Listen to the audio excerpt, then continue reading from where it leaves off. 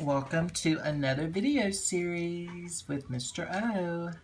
So today I wanted to give two videos. The first one is on how to complete the author does statements for your annotations. So the very first thing that you do is you go to newsela.com. And sorry for the shifting, but I'm trying to do this on a computer. So you go to newsela.com and you find you an article. I found mine. It's entitled Artist Illuminates Native American History with Family Photos.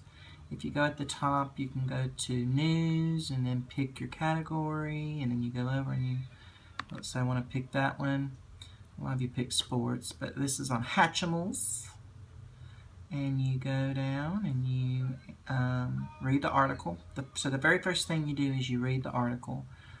Make sure that on the side over here it has like the different Lexile reading levels. Make sure that that's pretty high. I mean, if you know that you're not a very good reader, maybe put it on the second one or the third one. If you feel like you're really not an awesome reader at all, maybe put on the lower one. But if you know that you're a strong reader, try to put it on the max or the one right under that. And what just changes is the reading level and the grade level. Notice that when I changed it between 1150 is a grade 8, and the max is a grade 12. And the word count changes a little bit. Try to challenge yourself with those. So that's how you find the article. Let me go back to my article that I read. So here, notice I picked the grade 12 article, which was the max. So the very first thing that you do is you read the article. I would read the article multiple times. Go through it, and notice they're very short articles. Read it again. On the first read, really you're just trying to figure out what the article is about. That's really the author says. After you read it for the first time, you complete author says, but I remember telling y'all you didn't have to do that, because you're already doing these annotations in your mind. You're already saying as you read, what is this article about? What is this, one paragraph about? Well, it's about how author Mercedes Durham has collected these photographs and made these photographs of a Gabrielino Tongva tribe, which is a tribe south of Los Angeles, which is a Native American tribe. And she's preserving these photographs of this tribe and showing them to others so that other people can get a new and revelatory glance and insight into the daily lives of these individuals who are marginalized and oppressed by others. So once you read it the first time, you think about your author says. You don't have to write the author says. But on the second and the third time that you read the article, you need to be looking for devices that the author is using. For example, repetition, comparisons, figurative language, similes, metaphors, personification. If you see any, I highly doubt you're going to see many comparisons, because this is a non-fiction text. This is a real text. It's not the Metamorphosis. It's not poetry. This is a different kind of text. So non-fiction writing doesn't have very many of the fancy figurative language that we're used to when we read a fiction text. Non-fiction texts actually rely on literal language. So you kind of have to switch brains a little bit, because one brain's telling you with fiction and poetry to read it figuratively. When you're reading a nonfiction text, you're really looking at the literal, what actually happened.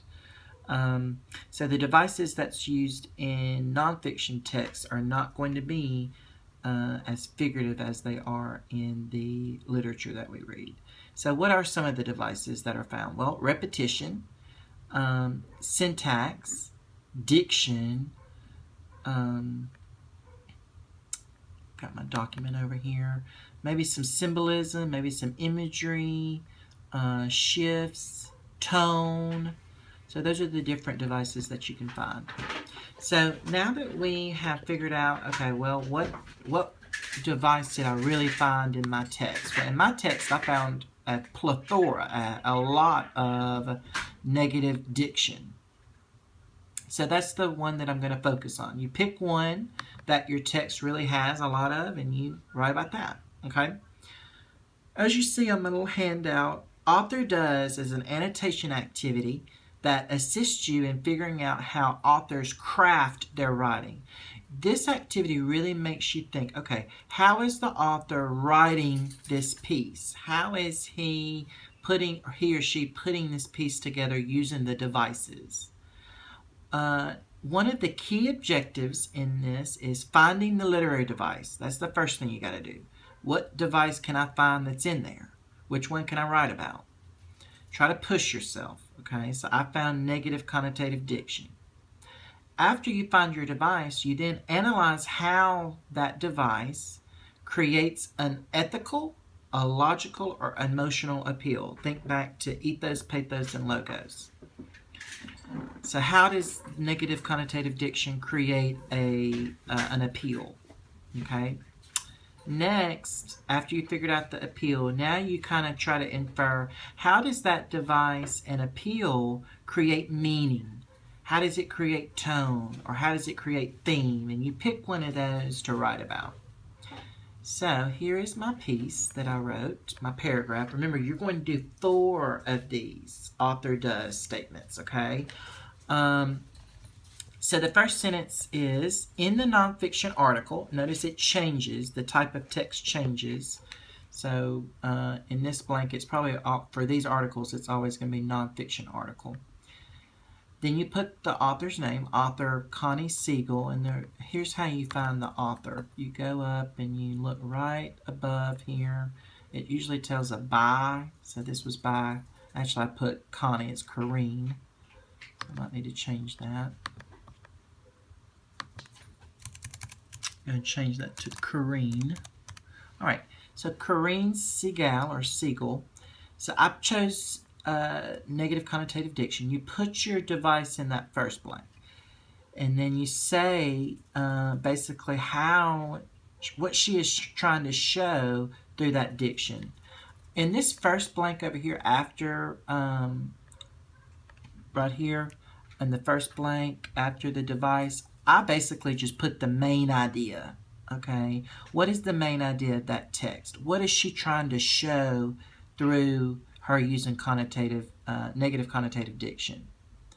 So notice what I put. In the nonfiction article, author Corrine Siegel uses negative connotative diction to convey how artist Mercedes Durham preserved countless Native American photographs and gave hope to many families living in segregation. Siegel, page 1.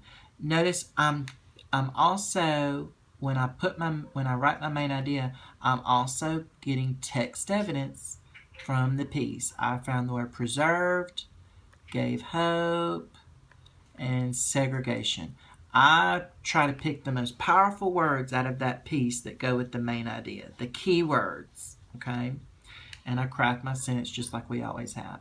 I put the author's last name only one time, since I'm only looking at one piece, and it doesn't have page numbers, so you just assume that it's always page 1 if there's no page number, okay? To go over that first sentence again, I place my device in the first blank, and in the second blank in that first sentence, I just write my main idea.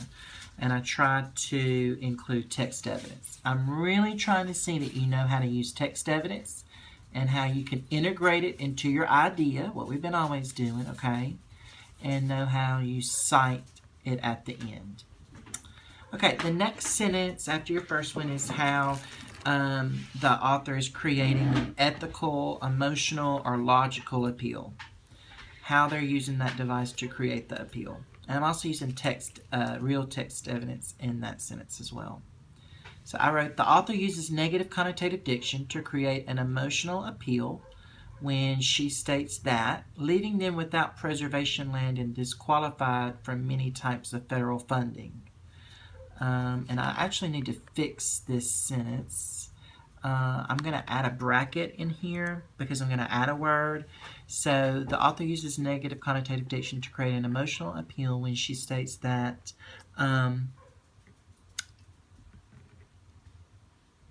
Americans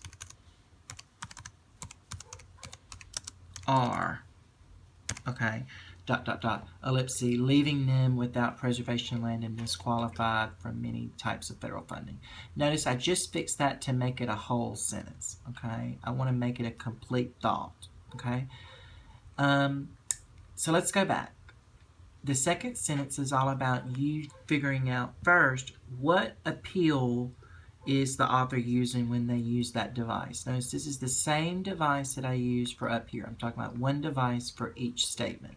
I'm going to have 4 of these, so I'll talk about a different device for each paragraph or each 3 sentences. Okay? So I put my device here, and then I chose which device I thought it was.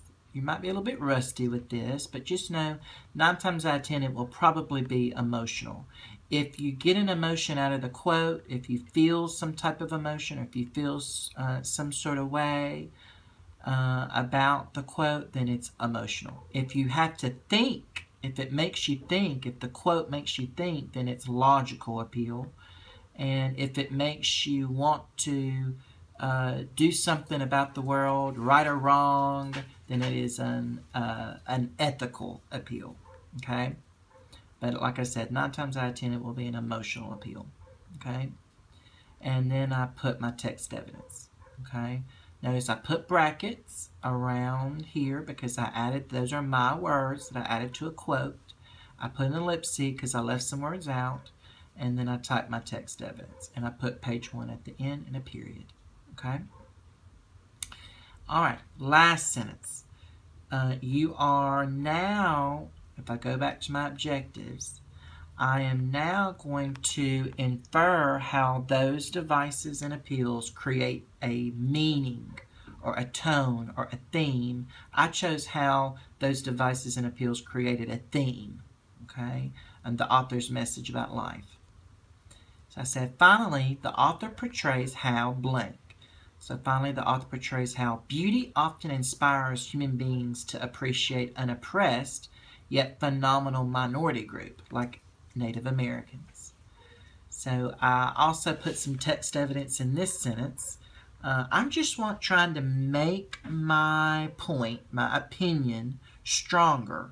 Remember, we put text evidence in, and we find text evidence that is really good. It's got some powerful words, some powerful diction, and I insert it in. I just try to find the best evidence possible, the evidence that spoke to me as I read the piece.